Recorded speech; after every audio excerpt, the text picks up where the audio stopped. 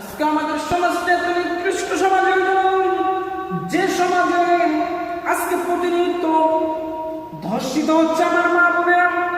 7 বছরের শিশু, 6 বছরের শিশু, 8 বছরের শিশু পর্যন্ত এই ধর্ষিত হচ্ছে প্রতিনিয়ত। কারণ এই ধর্ষিত হওয়ার কারণ হচ্ছে একটাই, আমাদের দেশে কোনো বিচার ব্যবস্থা সঠিক না। আমি সরকারকে বলবো, ও আমার ভাই, তুমি যদি দেশ না চালাইতে পারো, এই ধর্ষণ যদি আমাদের বাংলাদেশে যদি চলতে থাকে এরকম ধর্ষণ, 7 বছরের মেয়ে, 6 বছরের মেয়ে যদি ধর্ষিত হতে থাকে, তাহলে এই রাষ্ট্র দিয়ে আমরা কি করবো? এই দেশ দিয়ে আমরা কি করবো? এই দেশের প্রেমিক হয়ে আমরা কি করবো?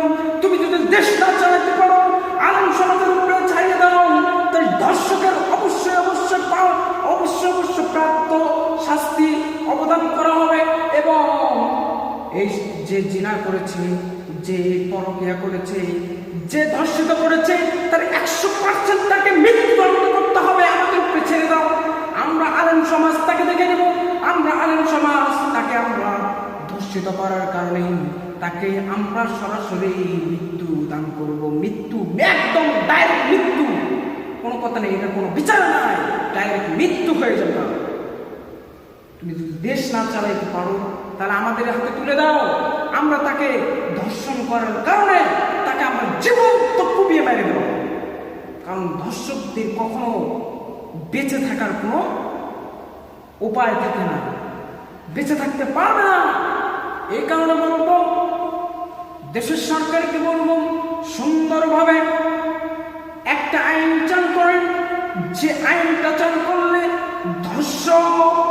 যারা ধর্ষণ করবে তারা সাহস পাবে না আমার একটা বোনকে টাচ করার, তারা কোন নজরে তাকাতে পারবে না, তারা একটা নজরও দেখতে পারবে না, ওই মেয়ের দিকে তাকাতেও পারবে না। এমন একটা আইন চালু করে দাও, যে আইনের কারণে পুরো ধর্ষকেরা, পুরো মুসলিম জাতি, পুরো ধর্ষকেরা যেন সতর্ক হতে পারে যে একজন নারীকে ধর্ষণ করার কারণে পুরো বাংলাদেশকে ঠান্ডা করে দিতে হবে, এমন একটা নিয়ম চালু করে দাও।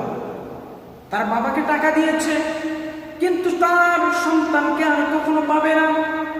আর আমরা মুসলিম হয়ে এতটা নিকৃষ্ট পাপের মধ্যে এতটা নিকৃষ্ট কাজ করতে পারি। 7 বছরের সন্তানকে পর্যন্ত আমরা ধর্ষণ করি। আমাদের মন মানসিকতা কেমন? আর আমাদের মনটা কেমন হয়ে গেল? আমাদের কেমন অন্তর হয়ে গেল? কেমন মুসলিম নিকৃষ্ট কাজ করতে পারি? 7 বছরের সন্তানকে পর্যন্ত আমরা ধর্ষণ করি। আমাদের মন মানসিকতা কেমন? আর আমাদের মনটা কেমন হয়ে গেল? আমাদের কেমন অন্তর হয়ে গেল? কেমন মুসলিম হলাম যে একজন 7 বছরের সন্তানকে, 8 বছরের সন্তানকে জিনা করি এবং ধর্ষণ করি। শুধু এই বাংলাদেশে এটা শোনা যায়, অন্য কোনো রাষ্ট্রে শোনা যায় না। আমরা মুসলিমরা এত নিকৃষ্ট হয়ে গেলাম। আমার বোনদের উপরে এমন ভাবে তাকাই, যে তাকাই এই ধর্ষকটা এই কারণে বেড়ে গেছে। আমি বলবো, বিচার ব্যবস্থা যিনি সরকার আছে তাকে আমি বারবার বিনীত অনুরোধ করবো যে সুন্দর একটা নিয়ম চালু করো, যে নিয়মের কারণে ধর্ষকরা যেন আমার বোনদেরকে যেন ধর্ষণ না করতে পারে। এমন একটা আইন চালু করে দিবে যেন আমার বোনের উপরে যেন একটা চোখ রাঙ্গাতে যেন না পারে, এমন একটি নিয়ম চালু করে দাও। আর এমন নিয়ম চালু করার কারণে পুরো বাংলাদেশের মানুষ সতর্ক হয়ে যাবে, জিনাকারী ধর্ষণকারী থাকবে না। ও আমার বন্ধু, ও আমার ভাই, তোমাদেরকে বিনীত অনুরোধ করি, এমন ধর্ষক, এমন কাজ যেন বাংলার জমিনে আর না হয় দ্বিতীয়। আল্লাহ রাব্বুল আলামিন আমাদের কত সুন্দর করে আমাদেরকে বানাইলেন, আর এই সৌন্দর্য আমরা আজকে নষ্ট করছি জেনার কারণে, গুনার কারণে, পাপের কারণে। আজকে আমরা আস্তে আস্তে আমরা জাহান্নামের দিকে অগ্রসর হচ্ছি। ও আমার বন্ধু, ও আমার ভাই, তোমার যদি একটা মেয়ে থাকতো, তোমার যদি একটা সন্তান থাকতো, তোমার সন্তানকে তুমি কি নিজে জিনা করতে পারতো? বাংলাদেশে সম্ভব, কারণ নিজের মেয়েকে জিনা করে, নিজের ভাবিকে জিনা করে, নিজের ভাইয়ের মেয়েকে জিনা করে, নিজের সন্তানকে পর্যন্ত জিনা করে।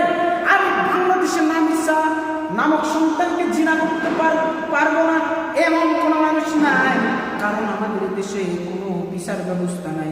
এই কারণে নিজের মেয়েকে নিজেই ধর্ষণ করে, নিজের মেয়েকে নিজেই জিনা করে। যদি ধর্ষকদের যদি ফাঁসি দেওয়া হয়, একটাই যদি করা হয় ফাঁসি, আমি মনে করবো যদি ফাঁসি দেওয়া হয় তাহলে ধর্ষকেরা কমে যাবে, আর আমার বাংলাদেশটা পুরোটাই ধর্ষক মুক্ত হয়ে যাবে। আল্লাহ রব্বুল আলামিন তোমাকে এত সুন্দরভাবে, এত সুন্দর চেহারা দিয়ে বানানোর পরে তুমি একজন মেয়েকে ধর্ষণ করো। ও বন্ধুরে, তুমি কি আল্লাহকে ভয় করো না? আল্লাহকে ভয় করো না? আল্লাহকে ভয় করো না?